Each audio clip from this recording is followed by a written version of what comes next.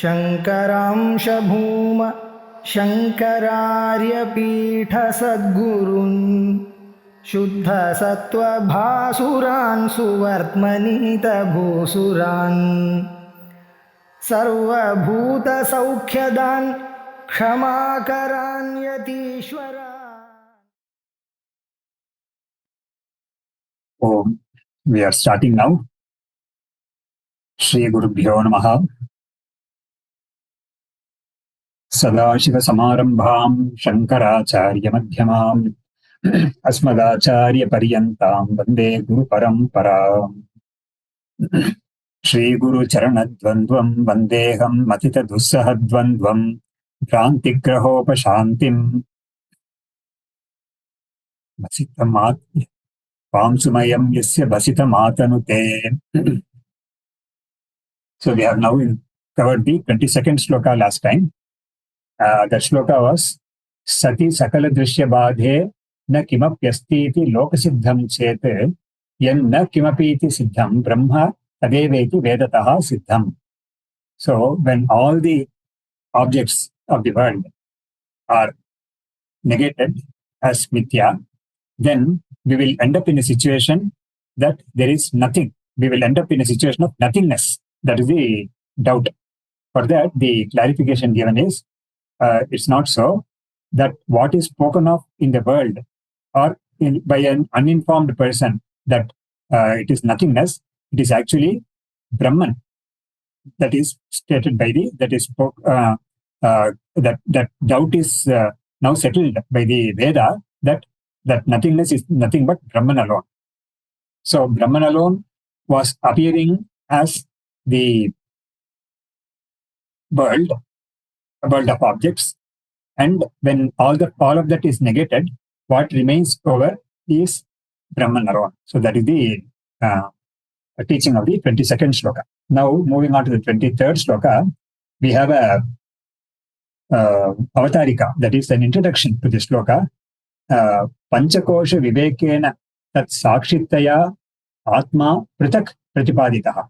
So before, in the foregoing, the Atma was introduced as that ever subject and which will never become an object. And the subject is the one which is objectifying all the 5 koshas, panchakoshas. That is the body-mind complex. So the illuminating witness of the body-mind complex is the Sakshi, and that is the Atma. Idanim Panchakosha Vivekavataamapi Tattvamasyaadi Vakyartha Jnanena Vina Atmabodho Na Bhavati Tyaha. So now in the forthcoming shloka, the teaching is, even for those who are endowed with the Panchakosha Viveka, the true realization will not arise unless they have given themselves to the Tattvamasyadi Vakyartha. That is, Tattvamasi is the Upanishadic passage or the Upanishadic Piti sentence that teaches the identity of the Jiva with Brahman. So such a Vakyartha, that the understanding of that Tattvamasi is an essential prerequisite for a person to be enlightened. So mere Panchakosha Viveka is not sufficient. One has to accomplish the understanding, pure, clear understanding or realization of the Tattvamasi Vakya also. So that is the teaching of this forthcoming shloka. Evamapi verihitanam Tattvamasi ityadi Vakya Chintanaya Pratibhatyeva Parokshavat Atma Pratyak Prakasha Manopi. So even though the Panchakosha Viveka has been done by a person, still, if he is devoid of the contemplation based on the Tattvamasi Vakyartha, for such a person, even though the Atma is known by him because of the Panchakosha Viveka, it is as though Paroksha Atma, that is, it is as though indirect realization, even though that Atma might be shining for him very clearly, because he has correctly done the Panchakosha Viveka. For such a person also, the Atma is as though it is indirectly realized. It is not directly realized, as though it is indirectly realized.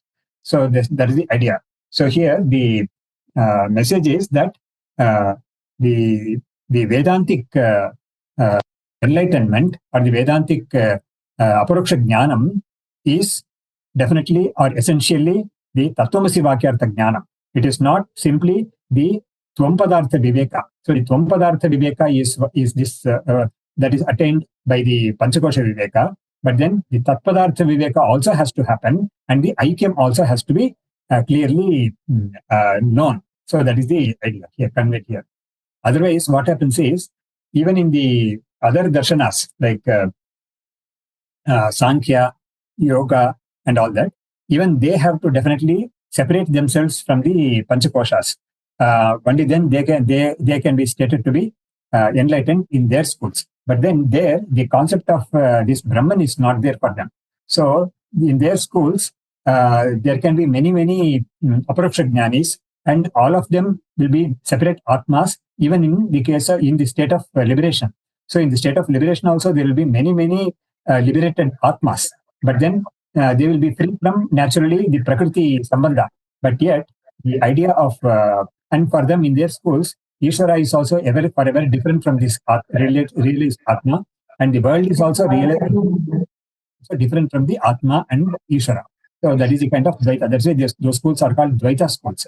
Shankara, in his Sakracharya, in his Prasthanasraya Bhashya, he labels all these schools, Sankhya, Yoga, Vaisheshika, even Bauddha Jaina, the Dvaitists, because in all these schools, the Brahmatma Aikyam is not there. The concept of Brahman is also not there. And Jivas are all separate, and they're all separate forever. And the world is also real. Of course, in the case of Buddhism, there are different schools.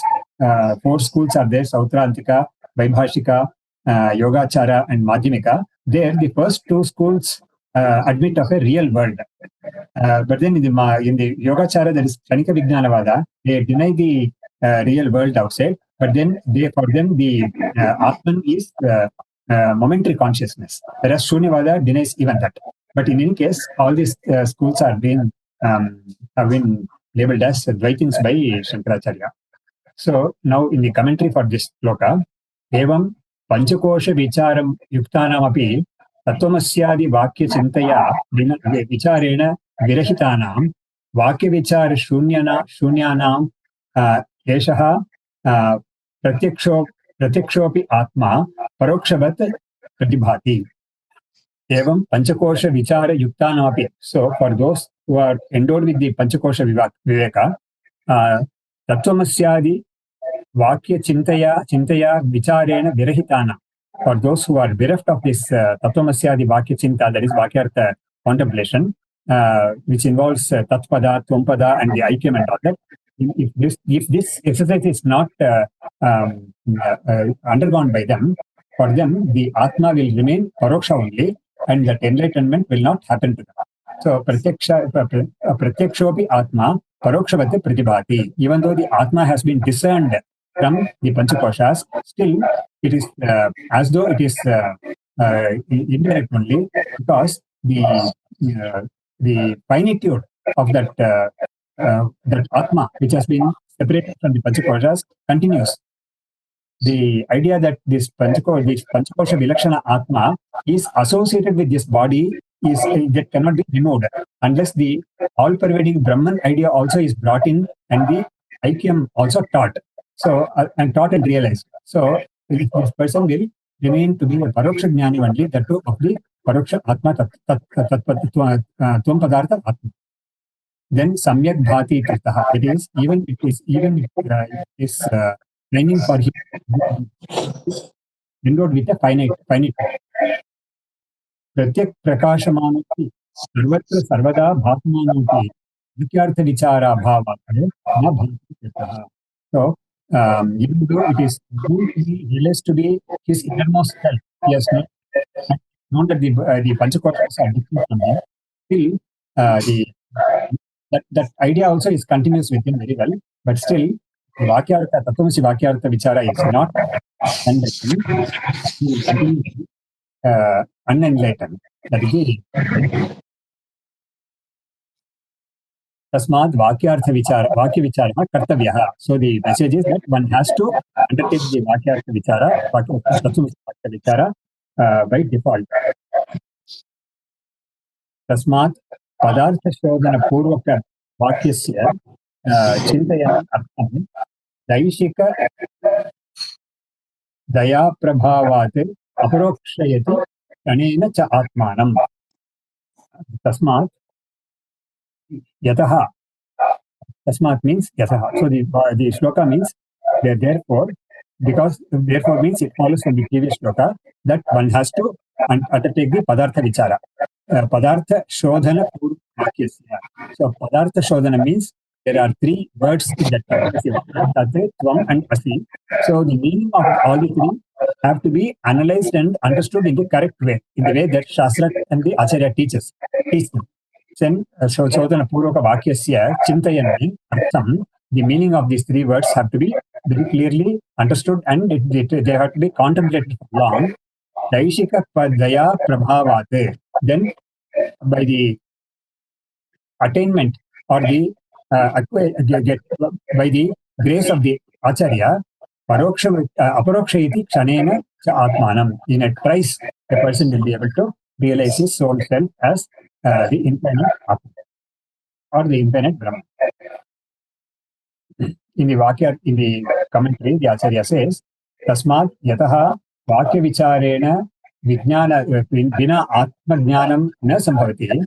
Since the enlightenment will not happen unless the Tattvamasi Vakyartha has been analyzed and contemplated. That is, Nidhyasanam on this basis has done. Tasmat Hetoho Vakya Vicharasya Avashikataya Avashikatvat Tasya Cha Padartha Jnana Adhinataya Tatpadartha Shodhana Purvakam Vakyartha Vakyartham Chintayan Vicharayan Adhikari Kshanena Atmanam Aparokshayati Sakshat Karoti. So, in this manner, that is, by undertaking the Vakyartha Vichara, Tattvamasi Vakyartha Vichara, a person will be able to get the right enlightened Kevalam Swabuddhi Eva Vakya Vicharat Atmanubhavo Na Bhavati Kintu Daishika Pada Daya Prabhavat Guru Karana Samarthyat Bhakti. So the shloka says that the Guru's grace is essential for the enlightenment to happen. So that is being stressed in this shloka very well. And here the commentator says by oneself, by undertaking the inquiry of the Atman and Brahman by oneself, it will not be possible to accomplish the Aparoksha Jnanam, but the intervention of the grace of the Guru is essential for this. Taha vichare kriyamane atmalabhaha bhavati na anyatha iti bhavaha. So, unless a person undertakes this Vedanta vichara under the guidance of the Guru, he will not be able to attain the liberating knowledge. So, in the Kathopanishad also this has been stressed, and Bhagavat also very clearly says, even if a person is a very great accomplished scholar in various faculties like Anya, Mimamsa, Vyakaranam and all that, still he should not undertake the Atma Vichara unless through the guidance of the Guru. So that is the caution that Bhagavat gives in the Upanishad Bhashyan. So the shloka is Tasmat Padartha Shodhana Purvaka Vakyasya Chintayan Artham Daishika Daya Prabhavat Purokshayati Kshanena Sa Atmanam. So now the 25th shloka is now taken up. Idanim Padartha Jnana Adhinatvat Vakya Jnanasya iti Uttam Ataha Padartha Vicharam Ava. So now the Vakyartha Padartha Vichara now is being taught in this 25th shloka. Dehendriyadi Dharman Atmani Aropayan Abhedena Kartartvadi Abhimani Bodaha Syat Tvam-padasya Vachyo Arthaha. So here this shloka says, Dehendriyadi Dharman Atmani Aropayan Abhedena. The attributes of the body-mind complex, they are being attributed by oneself on oneself, to oneself, due to ignorance. So the attributes of the body-mind complex are not the attributes of the body, of the Atman, but yet out of ignorance and out of the ignorance-born identification with the body-mind complex, one thinks that he is himself endowed with the attributes of the body-mind complex. So that's what is stated here. He superimposes upon himself the attributes of the body-mind complex. Kartatvadi abhimani bodaha syat tvam-padasya vachyortaha. So a person who is endowed with this idea that I am a doer and I am the experiencer of all the actions and all that, or such that a person endowed with this kind of understanding, he is the that jiva, that is this entity, is the meaning of the direct meaning of the word in the Tattvamasi Bhakti. So here the Vedanta, when it takes the analysis of the Tattvamasi Bhakya, it gives two-level meanings to the word Tat and the word Tvam. So one is the direct on the face of it, what the other one is. So when we look at the word Tvam, when a person is come here. So the person who hears this understands himself to be a person, and he is sitting in one place, and he has to go from this place to other place. He has to transport himself to here. So that means he is considering himself a body for as a body who is fighting, who is located in this place. So when a person says you come here, then that means person with a body-mind complex. That person will have to come here. So that is the meaning of the word you. That is the direct meaning of you. So, but then when we say that in Tattvamasi, the Tvam in the distilled meaning does not mean the body-mind complex and all that. It means the entity which is distinct from the body-mind complex, and that entity alone is being addressed in the Tattvamasi as you. So in English translations, we will find the word thou as for the word Tvam. So that thou is actually you. So that you is in the distilled meaning or the secondary meaning or the indicated meaning, that is called the Lakshyartha. Then that will mean a pure consciousness which is distinct from the body-mind complex. Otherwise, it will simply mean the one endowed with this notion that he is a doer and he is the experiencer of all actions, and he is body-mind complex. So now this Tvam-padartha is being very clearly stated in this commentary. Tatra Pratamaha Tattvamasi Vakye Padatrayam Tattvamasi iti. So now here in this Tattvamasi Vakya, there are three words, Tatra, Tvam and Asi. Three words are there. Tatra Tvam-padartha Tvam-padasya arthadvayam vachyaha lakshyashcheti. So there are two meanings for this word Tvam. One is Vachyartha and the other is Lakshyartha. So Vachyartha, always we have to remember, is the direct meaning of the word. When you hear the word, immediately what comes to your mind is the Vachyartha. For example, in the case of the word tree, when a person mentions the word tree, immediately we think of a tree with branches and leaves and things like that. But then the word tree also has a different meaning, like for example, when used in family tree and all that. So there also branches will be there, but then that branch will not be the same like the normal tree that we have. So in this way, we have even in our common parlance, words which have distinct meanings, and they will have to be brought to our understanding depending on the context in which it is being used. So here, that is the Lakshyartha is the indirect meaning or the distilled meaning, whereas the Vachyartha is the raw meaning of that, or the one that is unfiltered, crude meaning of the word tvam is the person endowed with these attributes. The other will be the refined meaning. Tatra pratamataha tvapada vachyartham darshayati dehendriyadi dharma ityadina.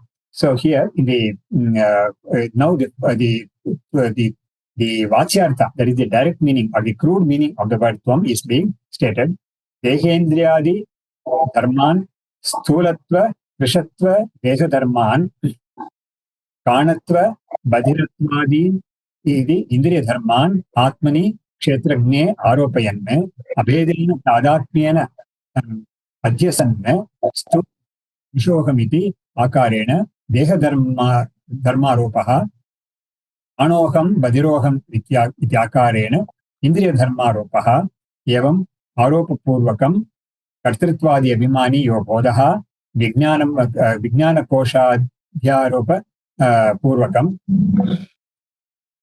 कर्ताहम् इति अभिमानात्मकः यो स्यात् बोधो भवति सः त्वम्पदस्य वाच्यो अर्थः. So it is a sentence going up 4-5 lines, 5-6 lines, one sentence. So here Dehendriyadi Dharman. So the attributes of the body mind complex, they are being superimposed on the Atma without knowing that they are distinct from it.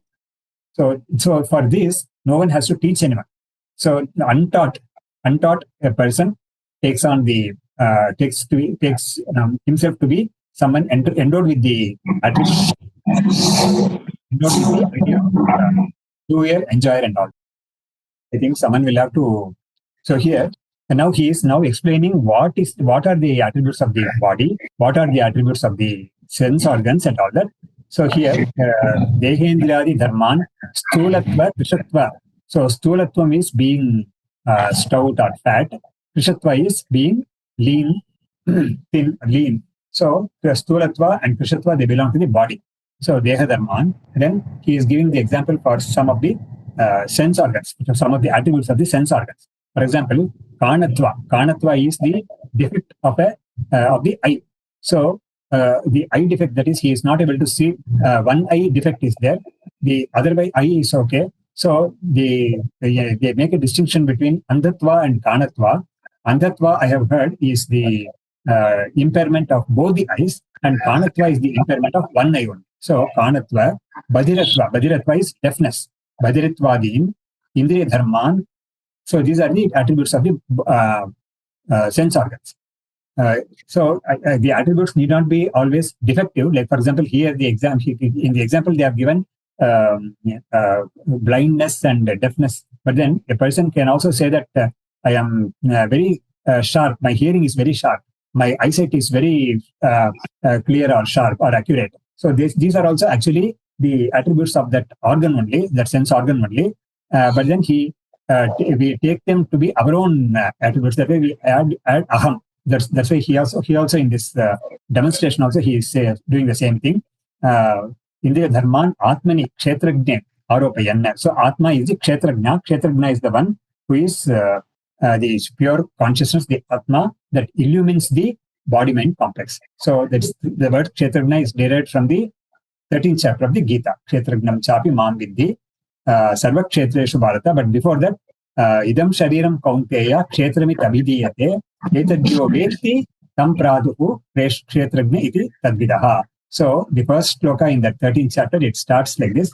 This idam shariram, this body is called the kshetra, and that is the object, and that is the product of the Panchabhutas, and it is inert, and it is always objectified. It is never the Atman, it is ever insentient, Jada. So that is the Kshetra, and the one who is knowing this, the one who is aware of this, or the one who illumines this body-mind complex is the Kshetragna. So the word Kshetragna means Kshetram Janati to Kshetragnaha. Kshetram is the body-mind complex, and the one who knows, literally, a literal meaning of Gna is knowing, but then here it is actually illumining it. That's the meaning we get from the 13th chapter. So there it is the one which illumines because the body-mind complex or the here and the whole world is inert and is not capable of shining. It doesn't have a shine of its own. Whereas that's why it requires someone else apart from themselves to be who is a sentient entity to even validate their existence. Like, for example, if there is a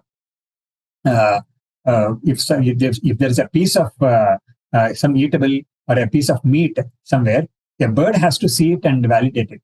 So only then this it becomes its food and all that. So the piece of meat cannot call the world and announce that I am existing here. No, that's not possible. So whereas the body-mind complex is of such a nature, and it requires someone else apart from it to validate its existence also. So that is the attribute of that is the nature of the kshetrajna, which is the consciousness. So kshetrajna aropayanna. So this body-mind complex, the attribute of the body-mind complex is superimposed on oneself without knowing the distinction between these two. This superimposition is something like taking the rope to be a snake without knowing that what is in front is a rope actually, because of some insufficient light or insufficient eyesight or some confusion in his mind. Even though the eye contacts the object there, the rope, yet because of these conditions, which are not favorable for a correct understanding, a person ends up with the idea that it is a snake. And there also, depending on his samskara at that moment, what is called up by his samskara, that only comes up. And if, for example, if he gets the idea that it is a garland, then he will say that here's a garland. So if a person thinks of a snake at that moment, he says that this is a snake. So these are all things of the adhyasa, examples of adhyasa. So here also, without knowing the distinction between the atma and the body-mind complex, a person takes the attributes of the body-mind complex to be his own attributes. Aropayanna, abhedena. So abhedena means identification. So he identifies himself with the body-mind complex. Tadatmyana. So the meaning of abheda is tadatmya, abheda adhyasa. Tadatmyana adhyasanne sthuloham krishoham iti akarena deha dharmaropaha. So the body-mind complex, the attributes of the body, the gross body is the attributes like I am fat, I am stout and all that, is the way he articulates his perception of the situation. Kanoham badiroham iti akarena indira dharmaropaha. So when a person says that I am blind or I am deaf, when he adds that I with that, then what is happening is he is taking the attribute of the eye or the ear organ and he is appropriating it to himself and say that I am blind, I am stout and sorry, I am deaf and I am devoid of, there is no sensation in my skin and things like that. So these are all the adhyasa of the sense organ onto oneself, the attributes of the sense organ onto oneself. Evam aropa purvakam kartritvadi abhimani yo bodaha. So in the second line, he comes to the second line of the sloka, kartritvadi abhimani. Kartritva is the idea of I am a doer, the doership. And adipadena, you can take bhoktritvam. They are also not the attributes of the Atman, but they are the attributes of the mind stuff, that is the manas. The Vijnanamaya Kosha is said to be the Kartritva, and Bhoktritva, they say it is the Anandamaya Kosha. So the Kosha, the attributes of the Kosha are taken upon to be his own attributes. Aropena, Kartritvadi Abhimani Yobodaha, Vijnana Koshapi, Kosha Adhyaropa Purvakam, Kartaham iti Abhimana Atmakaha Yobodaha, Syat Bodaha Bhavati, Saha Tompadasya Vachyortaha. So a person who is the raw or the crude meaning of the word Tvam is an entity who is endowed with the attributes of the body-mind complex without knowing that they are distinct from himself. So that is the meaning of that is the Vachyartha, that is the direct meaning of the word. Evam So here the Acharya, the commenting Acharya is giving an extra information to us that Shabalartham. Shabala is actually a mixed. There is a mixture of the Atman and the Anatma. So it's called Shabalartha also. That's what he says, Vachyartha, and is also known as Shabalartha. So here we end this session. Shri Guru Charanat Bandvam Bandeham Matitatusahadvandvam Bhrantigrahopashantim Pam Sumayam Yasya Vasitam Atanute Shastram Sharira Mimamsa Devastu Parameshwaraha Acharya Shankaracharya Santume Janma Janmani Vidya Vinaya Sampannam Vetaragam Vivekinam Vande Vedanta Tatvajnam Vidushekara Bharati Om